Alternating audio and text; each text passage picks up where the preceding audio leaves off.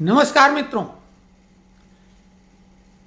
ये बात कहने में आनंद आ रहा है कि हमारा यानी आपका और हमारा ये जो चैनल है चतुर्थ स्तंभ, इसमें जो भी हमने विचार व्यक्त किए जिस भी विषय पे, वो बिल्कुल यूँ कहना चाहिए कम से कम 90%, क्योंकि 10% का तो मार्जिन रखा जाता है, बिल्कुल वैसा ही हुआ। अभी पहलगाम घटना के बाद जो बातें हमने उस समय कहीं 3-4 वीडियो हमने अपलोड किए, बिल्कुल सब वैसा ही होता जा रहा है। एक बात जो हमने कही थी वो बात अभी न कोई कह रहा है न आगे कहेगा। अब आप समझ लो कि हमारी सोच में और बाकी पत्रकार लोगों की सोच में फर्क क्या है। हमने बोल दिया था उसी समय कि पाकिस्तान के 5 टुकड़े होंगे, वो वीडियो हम इसमें डिस्क्रिप्शन में डालेंगे, और फुल डिटेल सहित उस तारीख को बोला था। उसके बाद में बोला था सीज फायर पे किसको क्या नफ़ा नुकसान हुआ, वो वीडियो डाल देंगे। यानी जो हमने इस मामले को लेके 2-3 वीडियो डाले हैं, तो कम से कम 2 वीडियो डाल देंगे, वो अवश्य देखें। और जो लोग इस चैनल से जुड़े हैं, जिन्होंने सब्सक्राइब किया होगा, बिल्कुल वो छाती चौड़ी करके कह सकते हैं कि देखिए हमारा चैनल भले छोटा है लेकिन परफेक्ट है। जो भी बोलता है वो बड़े चैनल वाले या तो समझ नहीं पाते या बोल नहीं सकते। हमने बोला था कि पाकिस्तान के 5 टुकड़े होंगे।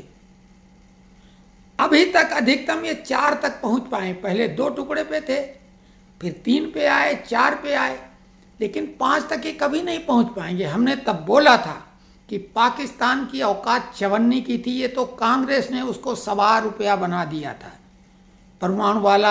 परमाणु शक्ति युक्त देश है और ये भारत हमेशा दबा दबा सा रहा, भीगी बिल्ली बना रहा। कांग्रेस के ज़माने में 26/11 के बाद भी एयरफोर्स हमला करने वाली थी, लेकिन नहीं साहब, क्योंकि एक बिल्ली के ही हाथ में सत्ता थी, विदेशी बिल्ली, इटालियन बिल्ली के हाथ में। तो उसके अपने स्वार्थ क्या कहाँ थे, उसके आधार पे वो ऐसा कर रही थी। क्योंकि चाइना से उनका 2009 का पैक्ट है, तो चाइना और पाकिस्तान की कैसी पींगे बढ़ रही वो दुनिया जानती। तो वो इटालियन बिल्ली के कहने पे ये सब कुछ हुआ। 26/11 पे हमारी सेना का जो पराक्रमी स्वरूप है वो तब नहीं आ पाया, और अभी जो भारत ने कर दिखाया, तब हमने बोला था कि औकात 54 की थी, वही अब रह जाएगी। वो तो कांग्रेस ने तोपचंद बना दिया था पाकिस्तान। कटोरा छाप कब हुआ? नोटबंदी के बाद सिलसिला शुरू हुआ। क्यों नोटबंदी के लिए छाती पीट रहे थे ये लोग?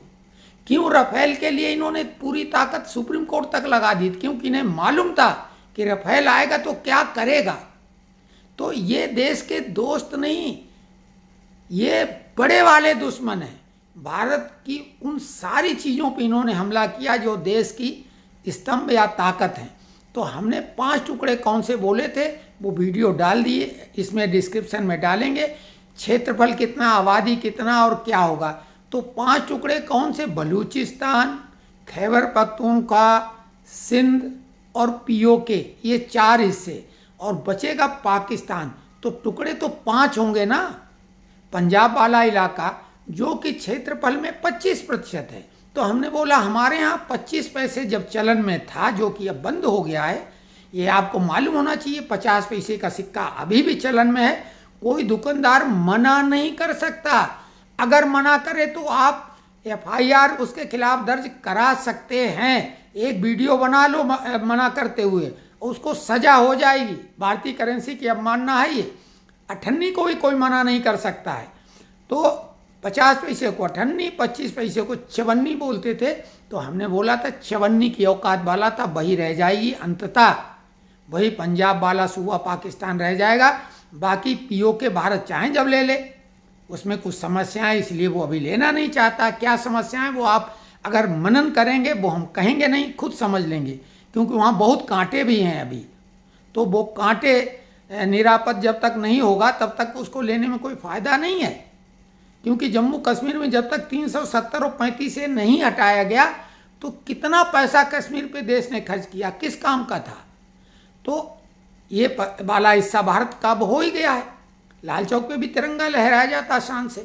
तो अभी POK को भारत तो जब चाहे ले लेगा, लेकिन जो वो बाकी 3 हिस्से हैं वो तो अलग होने को बिल्कुल तैयार ही हो चुके हैं।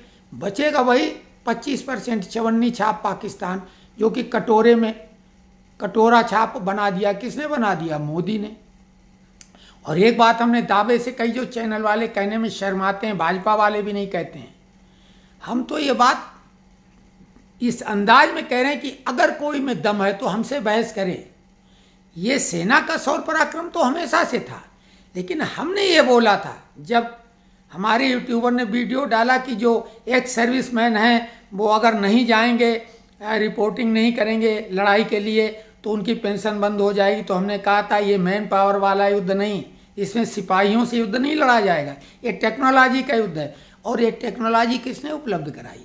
मोदी ने। ऑपरेशन का नाम किसने दिया? मोदी ने ऑपरेशन सिंदूर नाम दिया।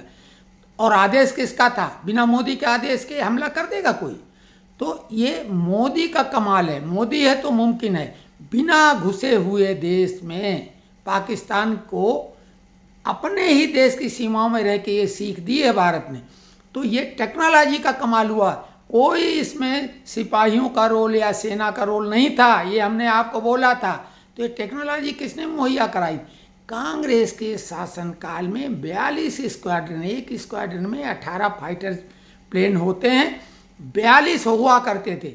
और यूपीए 1 और 2 के टाइम में घटते घटते 32 पे आ गई। अब मोदी ने ये रफेल 36 यानी 2 स्क्वाड्रन और तेजस शामिल करके उसकी संख्या 36 स्क्वाड्रन की कर ली है। और अब बहुत ज़्यादा स्क्वाड्रन की मतलब नहीं, अब टेक्नोलॉजी का मामला, जब अपनी सीमा में ही रह के हम मार सकते हैं दुश्मन को, और साथ में अपना डिफेंस सिस्टम स्वयं का, और S-400 और S-500 अब लेने वाले हैं, तो फिर क्या मतलब? हम मार भी सकते हैं और बचाव भी कर सकते हैं। ये सारी बातें हमने बताई थी। तो चवन्नी की औकात वाला पाकिस्तान चवन्नी छाप रह गया है, कटोरा छाप। तो ये बातें और कोई चैनल ने अगर कहीं हो तो कोई दिखा दे। हमने वो बातें बोली और आगे भी कोई नहीं 5 टुकड़े बोलेगा। इस वीडियो को देख के ही कोई नकल में बोले वो एक अलग बात है, क्योंकि इसको बड़े बड़े लोग देखते हैं, ये ध्यान रखो। आप लोग देख रहे हैं तो हम तो आपका भी वही मानेंगे बड़प्पन की भाई आप तथ्यात्मक चीज़ें पसंद करते हैं। नहीं तो दौर तो जो है हचपच का है, मसालेदार चीज़ों का है उसमें। और मसालेदार चीज़ें सच तो कभी ऐसा होता नहीं, सच तो हमेशा कड़वा ही कड़वा होता है। तो आपको ये कैसा लगा चैनल? आप चैनल के बारे में, हमारे बारे में कहो या चैनल के बारे में विचार जरूर रखो, ताकि हम दूसरे विषयों पर अपने विचार रख सकें। किसी भी विषय पे विचार रखते हैं, यहाँ तक उम्र के पड़ाव में पहुँचे हैं तो बहुत कुछ दुनियादारी देख के ही आए हैं।